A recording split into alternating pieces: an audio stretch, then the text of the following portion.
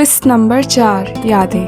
ابھی وہ گاڑی پارکنگ ایریا میں سے پار کر لان تک پہنچا تھا کہ اس کے کانوں میں ہمیشہ کی طرح اذیت دینے والے الفاظ سنائے گئے۔ آ گیا ادھر ادھر منہ مار کے۔ ایک دم سے اس کے چلتے قدم رکے تھے۔ ہاں، یہ اس کے والد کی آواز تھی، جو شاید پتہ نہیں اسے اپنی سگی اولاد نہیں سمجھتے تھے، کیونکہ وہ اس کے سوتیلے والد جو ٹھہرے بے اختیار اس کے قدم ان کی جانب بڑھے تھے، جو ناشتے کے ساتھ انصاف کرنے میں مصروف تھے۔ جی الحمدللہ، ادھر ادھر گھوم کر آ رہا ہوں، کم از کم کس کا حق تو نہیں مار کر آ رہا۔ ایک دم سے ان کے ناشتہ کرتے ہاتھ تھمے تھے۔ شاید آلیان نے انہیں آئینہ دکھایا تھا۔ شاید انسان ایسا ہی ہے، اللہ تعالیٰ اسے کتنی ہی وارننگ دے دیں، پر جب تک خود کو کھائے میں نہ دھکیل دے باز ہی نہیں آتا۔ یہی حال آلیان کے سوتیلے والد امتیاز خان کا تھا۔ شرم نہیں آتی تمہیں؟ یہ کس انداز میں بات کر رہا ہے تم ہم سے؟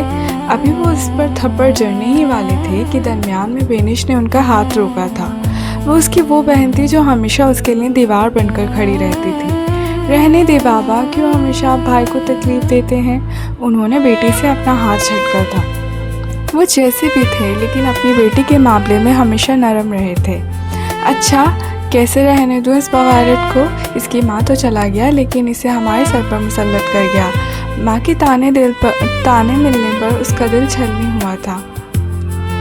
کاش اس کی ماں محبت سے ناش نہ ڈرتی۔ آہ کاش، یہ خواہشیں بس خواہشیں کیوں رہ جاتی ہیں، اس نے دل میں سوچا تھا، اور پھر وہ تیزی سے اپنے کمرے کی طرف بڑھا تھا۔ ڈائننگ ٹیبل پر موجود سبھی افراد بدمزہ ہوئے تھے اور سبھی ایک ایک کر کے اپنے کمروں کی طرف بڑھ چکے تھے۔ کمرے کی وسط میں اپنے خوبصورت بیڈ پر اوندھے منہ لیٹا آلیان خان اپنی سنہری آنکھیں مون چکا تھا اور ٹیبل پر چلے ریڈیو میں ایک قسط ڈال کر اس نے سورہ رحمان آن کر دی تھی۔ آواز بہت خوبصورت اور سحر انگیز تھی، اور ہوتی بھی کیوں نہ، کیونکہ اس کی والدہ کی آواز تھی۔ اپنی والدہ کی تلاوت سنتے ہوئے اس کے دماغ پر ماضی کی کچھ یادیں نمودار ہوئی تھیں۔ امی، آپ اتنا خوبصورت قرآن کیسے پڑھ لیتی ہیں؟ مجھے بھی آپ کی طرح پڑھنا ہے۔ ننھے سے گول مٹول سنہری آنکھوں والے آلیان خان نے کچن میں کھانا بناتے دیکھ سورہ رحمان کی تلاوت کرتے ہوئے سمیہ خانم سے فرمائش کی تھی۔ اس کی بات پر وہ ہولے سے مسکرا دی تھی، اور پھر ہمیشہ کی طرح اس کے گال پر بوسہ دیتے ہوئے ایک ہی بات بولی تھی، انشاءاللہ میرا بیٹا بڑے ہو کر حافظ قرآن بنے گا اور اللہ تعالیٰ اسے بہت ہی سحر انگیز آواز سے نوازے گا۔ ابھی وہ اسے اپنی ممتا کے آنچل سے روبرو کرانے میں محو گفتگو تھی کہ انہوں نے اس کے پیچھے بندھے ہاتھ دیکھے تھے، اور تبھی انہوں نے آلیان کے پیچھے بندھے ہاتھ کھولے تھے، جس میں ایک ٹیپ ریکارڈر موجود تھا۔ وہ ٹیپ ریکارڈر دیکھ کر اس کی طرف آنکھیں دکھاتی ہوئے مسکرائی تھیں۔ آلیان، کتنی دفعہ کہا ہے میری آواز مت ریکارڈ کرا کرو، انہوں نے مصنوعی غصے سے کہا تھا۔ جانتی تھیں یہ ان کے بیٹے کا پسندیدہ مشغلہ ہے، ان کی آواز ریکارڈ کرنا۔ آلیان خان شرارت سے مسکراتے ہوئے اپنے کمرے کی طرف بڑھ چکا تھا، اور وہ بھی مسکراتے ہوئے کھانا بنانے میں مصروف ہو گئی تھی۔ ماضی کی باتیں یاد کرتے ہوئے اس کی آنکھیں نم ہوئی تھیں۔ کہتے ہیں کہ مرد کو رونا نہیں چاہیے۔ یہ جو کہتے ہیں نا، یہ ہمارے معاشرے کے مردوں کو جذبات سے عاری کرتے ہیں۔ لوگ یہ کیوں بھول جاتے ہیں وہ مرد ہونے سے پہلے ایک انسان ہے۔ دروازے کے باہر کھڑی ہوئی بینش خان کی آنکھیں نم ہوئی تھیں اپنے شیر جیسے بھائی کی حالت دیکھ کر۔ پھر وہ بنا رکے آلیان خان کی طرف بڑھی تھی۔ کمرے میں ہونے والی آلیان خان ہوش کی دنیا میں واپس لوٹا تھا اور بینش کو اپنی طرف آتا دیکھ کر اس ایک جھٹکے سے سیدھے ہوا تھا، اور بینش تیزی سے اس کے گلے لگی تھی۔ بھائی، آئی ایم سوری، بابا کی طرف سے ایسے مت بیٹھیے نا، مجھے میرا شیرو بھائی چاہیے۔ بینش کو گلے لگتے دیکھ اس نے بہت شفقت سے اس کی سر پر ہاتھ پھیرا تھا اور نرمی سے خود سے علیحدہ کیا تھا۔ ارے موٹو، بس کرو، اپنا بھائی سر ہٹاؤ، آلیان نے بہن سے اپنی حالت چھپاتے ہوئے چھیڑا تھا۔ بھائی کے موٹے کہنے پر بینش نے آلیان کے کندھے پر تیزی سے مکہ جڑا تھا۔ آؤچ! آلیان نے مصنوعی کرا بھری تھی۔ بس بھی کرو موٹو، کتنا سخت ہاتھ ہے تمہارا۔ رہنے دے بھائی، اب آپ مجھ سے بات مت کریے گا، نہ ہی کل یونیورسٹی چھوڑنے جائیے گا۔ اب سے میں آپ کی مدد نہیں لوں گی۔ گول مٹول سی بینش خان جلدی سے کمرے سے نکلی تھی اور آلیان اس کے پیچھے بھاگا تھا۔ اپنی موٹو کو منانے کے لیے وہ دونوں بہن بھائی ایسے ہی تھے، پل میں تولا پل میں ماشا۔ حیدرآباد۔ آنٹی کے جانے کے بعد مریم نے بریانی کو بڑے غور سے دیکھا، پھر اس نے دھیرے سے ہاتھ اٹھا کر دعا کی، یا اللہ اس انجانے شہر میں میری حفاظت فرما اور مجھے ہمیشہ حق پر قائم رکھ۔ اس کے دل میں ہلکا سا ڈر تھا، اسے نہیں پتا تھا کہ بریانی اچھی ہوگی یا نہیں، لیکن پھر اس نے بسم اللہ پڑھا اور ایک چمچ بریانی کا منہ میں ڈال دیا۔ پہلے نوالا کھاتے ہی اس کی آنکھوں میں ہلکی سی چمک آ گئی۔ بریانی واقعی بہت لذیذ بنی تھی، آج سے پہلے اس نے اتنی ذائقے دار بریانی نہیں کھائی تھی۔ وہ رائتے کے ساتھ بڑے شوق سے رغبت سے کھاتی چلی گئی۔ کھانا ختم کرنے کے بعد اس نے اللہ کا شکر ادا کیا، برتن واش کر ٹیبل پر رکھ دیے اور منہ ہاتھ دھو لیا۔ اس کے بعد اس نے سکون کے ساتھ عشاء کی نماز ادا کی۔ نماز کے بعد مریم نے اپنی المیرہ سیٹ کی اور یونیورسٹی جانے کے لیے کپڑے نکالنے لگی۔ اس نے بلیک پلازو اور وائٹ فلورل قمیض چوز کی۔ پھر اس نے اپنا بیگ آرگنائز کیا۔ ایک چھوٹی سی ایمرجنسی کٹ میں اس نے napkin, sanitiser, medicines, tissue papers اور بینڈیج رکھے۔ دوسرے پاکٹ میں سنسکرین، فیس واش اور موئسچرائزر اور ضروری اسکن کیئر آئٹمس رکھ دیے۔ ساتھ ہی اسٹڈی ٹیبل کے ساتھ اسٹڈی کے لیے اپنا بیگ بھی کیئرفلی رکھ دیا۔ اب وہ بہت تھک چکی تھی۔ سب کچھ سیٹ کرنے کے بعد وہ بیڈ پر لیٹی اور سونے کی کوشش کرنے لگی۔ اس کے دل میں ایکسائٹمنٹ بھی تھی اور ہلکی سی بے چینی بھی، کیونکہ کل زندگی کا ایک نیا دن شروع ہونے والا تھا۔ صبح 4:30 بجے اذان کی آواز سے مریم کی آنکھ کھلی۔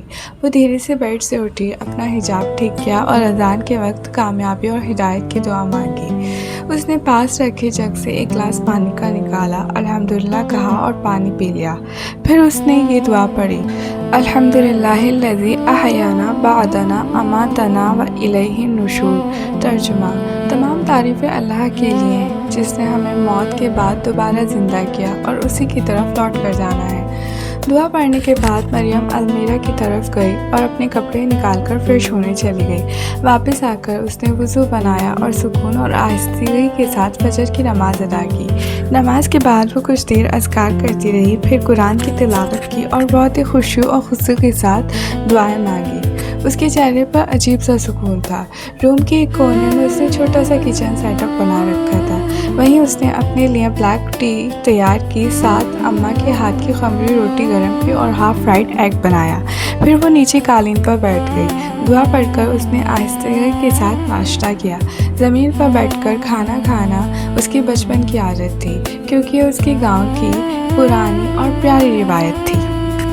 مریم کالج کے لیے نکل چکی تھی۔ جیسے ہی اس نے نور یونیورسٹی حیدرآباد میں قدم رکھا، اسے ایک انجانی سی اپنائیت اور مٹی کی خوشبو کا احساس ہوا۔ وہ بہت زیادہ گھبرائی ہوئی تھی، کیونکہ آج اس کی یونیورسٹی میں پہلا دن تھا۔ یونیورسٹی کی عمارت بہت خوبصورتی سے تراشی گئی تھی۔ عمارتوں کو آف مسٹرڈ رنگ سے پینٹ کیا گیا تھا اور ہر قسم کے رنگ برنگے پھولوں سے انہیں سجایا گیا تھا۔ یہ یونیورسٹی لگ بھگ 400 گز میں پھیلی ہوئی تھی۔ اسے دیکھ کر ایسا محسوس ہوا تھا جیسے وہ ہزاروں اسٹوڈنٹس کے خواب کو اپنے اندر سموئے ہوئے ہو۔ مریم نے جیسے ہی اپنی کلاس میں قدم رکھا، اس کی آنکھیں حیرت سے چمک اٹھی۔ کلاس بہت ہی ویل آرگنائزڈ تھی۔ Smart board, projector, comfortable benches اور ایئر کنڈیشننگ، ہر ضرورت سہولت وہاں موجود تھی۔ مریم کو سب کچھ اس کے خواب جیسا لگ رہا تھا، کیونکہ اس سے پہلے اس نے کبھی اتنا اچھا ایجوکیشنل انسٹیٹیوٹ نہیں دیکھا تھا۔ مریم نے کلاس کی ایک بینچ پر اپنا بیگ رکھ دیا اور بیٹھ گئی۔ آج پہلا دن تھا، اس لیے وہ وقت سے کافی پہلے پہنچ گئی تھی۔ دھیرے دھیرے باقی اسٹوڈنٹس بھی کلاس میں آنے لگے۔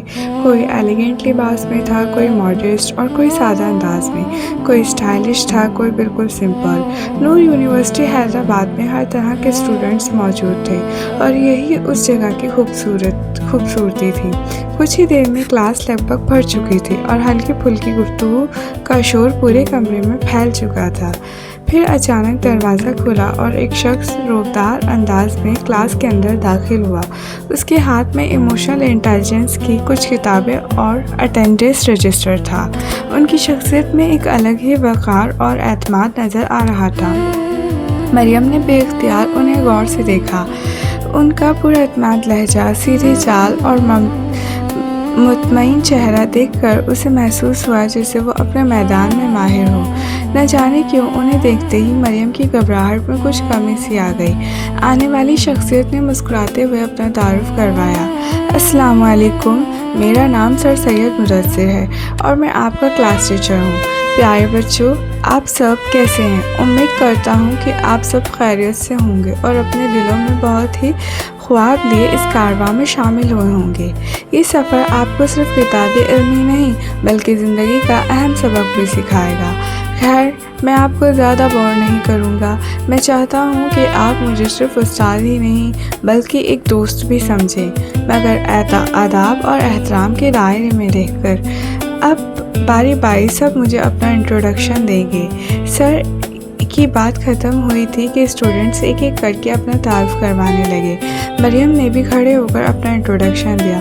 انٹروڈکشن کے دوران مریم کو معلوم ہوا کہ کلاس کے زیادہ تر اسٹوڈنٹس حیدرآباد سے تھے، کچھ دہلی سے آئے تھے اور کچھ کشمیر سے، اور چند اسٹوڈنٹس UK سے بھی تعلیم حاصل کرنے کے لیے آئے تھے، لیکن لداخ سے وہ اکیلی تھی۔ یہ بات اس کے لیے تھوڑی پریشانی اور اجنبیت کا سبب بنی تھی، مگر اس نے اس احساس کو اپنے چہرے پر ظاہر نہیں کیا۔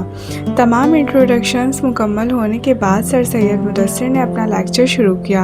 انہوں نے ٹیبل پر رکھی ایموشنل انٹیلیجنس کی کتاب اٹھائی اور پوری کلاس پر ایک نظر ڈالی۔ تو بچوں، انہوں نے پروقار لہجے میں کہا، آج ہم ایک بہت اہم موضوع پر بات کریں گے۔ کلاس میں خاموشی چھا گئی۔ سر نے وائٹ بورڈ کی طرف رخ کیا اور مارکر سے ایک لفظ لکھا، ایموشنز۔ پھر انہوں نے اسٹوڈنٹس کی طرف مڑ کر پوچھا، can anyone tell me what are the emotions?